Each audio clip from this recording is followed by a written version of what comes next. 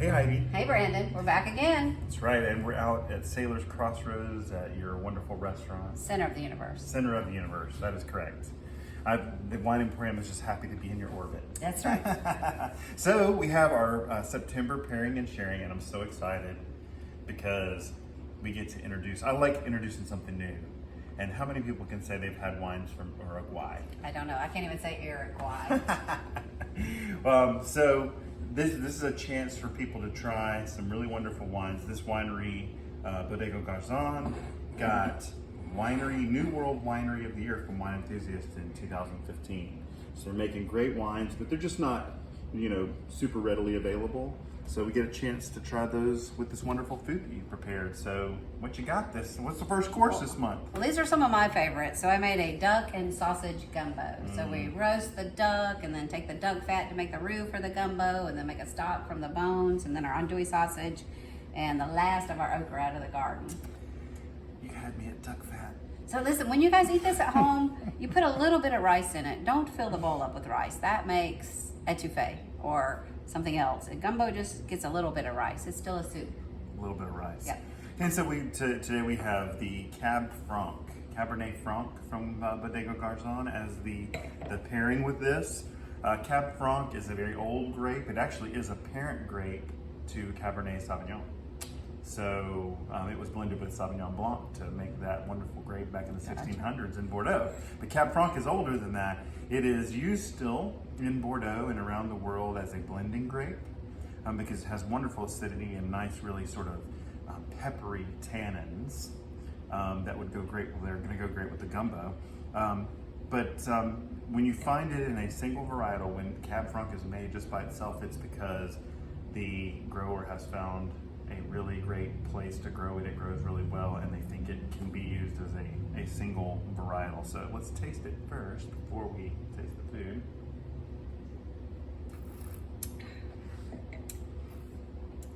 See, a little acidity there, a little sort of a buttery texture to it. So let's try it with the food.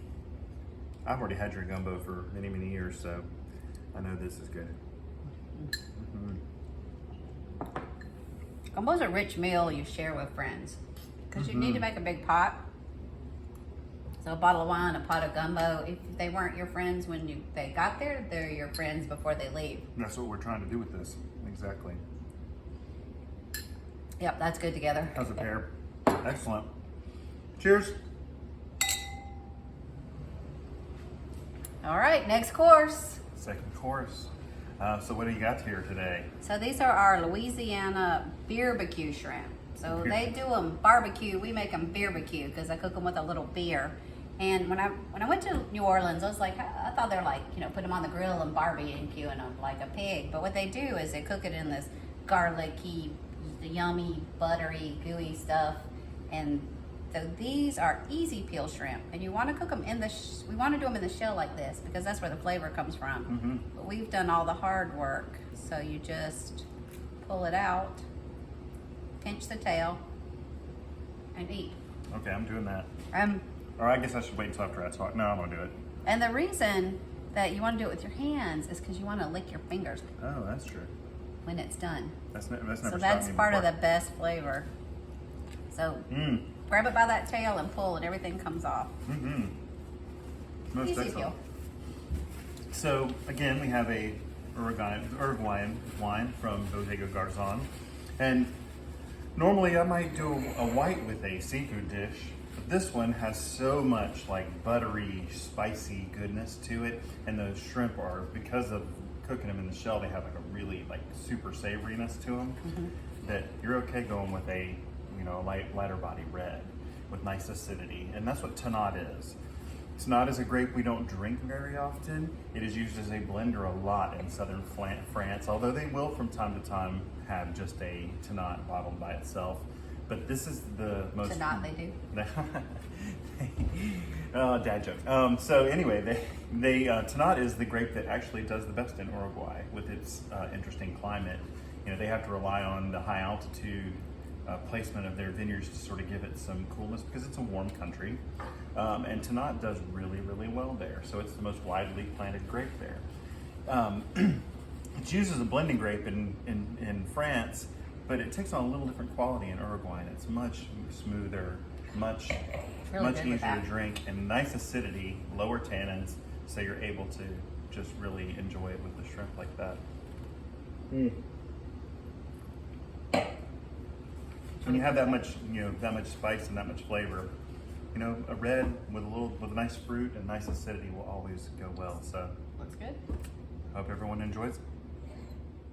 All right, here we go. My favorite course, dessert. Yes, I do know this is your favorite course. I'm kind of a meat and potatoes guy, but with these desserts, the way you guys make them, I'm definitely all about it. True. So with dessert, as I always say, it's hard to pair with, but you can You always always do a good job with it. I try. Well, in this case, I decided to go with something. We're not going to do Uruguay. I decided to go with an Italian Asti, which is from Rosa Regale from Banfi. This is a sparkling white wine, and it is made from Muscat grapes. So it does have some sweetness to it. It is going to be different than the Moscatos and things we're used to in the United States, which can be syrupy and cloying. This is the effervescence in it is going to lighten it up a little bit, and it's going to have much more of a floral quality Ooh, to yeah. it. Smells will like match, rose water. Yeah, it will match really well with the buttery and the nutty flavors that this dessert promises. So tell us a little bit about that while I'm tasting it. So this is a bourbon praline pound cake, and it has a little bourbon, favorite brown things in sugar. one. I know pecans that come from here out of our yard, and just perfect. I love a little pound cake. It's not too sweet. It's not too much dessert. It's like perfect with your wine and coffee. And so there's just enough acidity in the wine, sort of cut the sweetness and let you go back for another bite that tastes like the first bite all over again, which is my favorite thing with the dessert pairing. How do they get a rose flavor into a wine? I mean, I know it's not rose, but it has that. That's one of the cool things about grape fermentation is you almost never use the description for any aroma or flavor in wine as grape. Grape juice turns into so many other sensations when it's fermented and when it's going through the winemaking process. You'll taste berries, you'll taste different earthy flavors, things like that. And then with a sweeter wine like this, you'll get floral aromas. And you're right, it's just almost like a sweet rose out of the garden. It's very cool. Well, cheers! It's so much fun to do this with you. I Another look forward great to one this in the every books. month. Yeah, Every month. Y'all have fun.